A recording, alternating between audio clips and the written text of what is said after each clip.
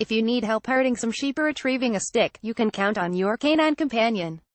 Because dogs always seem to be keen on lending a paw, but only if their partner is a person. When it comes to cooperating with one another, dogs are truly lost. And instead it's wolves who've mastered the art of teamwork. That's according to a study in the Proceedings of the National Academy of Sciences. Sarah Marshall-Pescini et al. Importance of a species socioecology. Wolves outperform dogs in a conspecific cooperation task. For thousands of years, humans have been breeding dogs that can do all sorts of neat tricks. And because pups aim to please, we've come to think that domestication has somehow boosted dogs' powers of cooperation. But researchers in Austria have been wondering whether that notion could be barking up the wrong tree. Because left to their own devices, dogs are bigger loners than wolves. So wolves live in closely knit family packs, they cooperate in raising the young, they also cooperate in hunting and in defending their territories.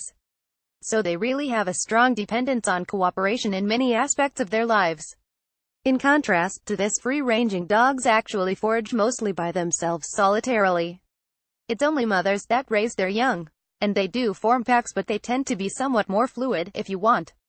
That's Sarah Marshall-Pescini of the Wolf Science Center at the University of Vienna. She and her colleagues decided to test dogs' and wolves' relative powers of cooperation.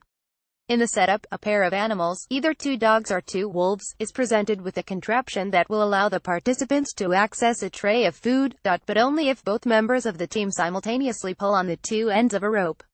A dozen wolves and 14 dogs took the challenge. And the results: the wolves ran circles around their doggy descendants. In some 400 attempts, the wolf teams scored a snack 100 times. Which may not sound all that impressive, until you compare it with the doggy duos, who, in nearly 500 trials, succeeded only twice. Now, it's not that dogs are less avid learners, or that they turned tail and avoided the apparatus. Marshall-Pescini says the pooches were curious about the device.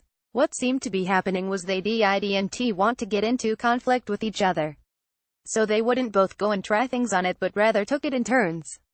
And this really hindered their capacity to cooperate. So rather than step on each other's toes, the hounds took turns bowing out, giving their teammate a chance at the plate. That show of social grace left the poor pups with their tummies growling. And no treat to wolf down.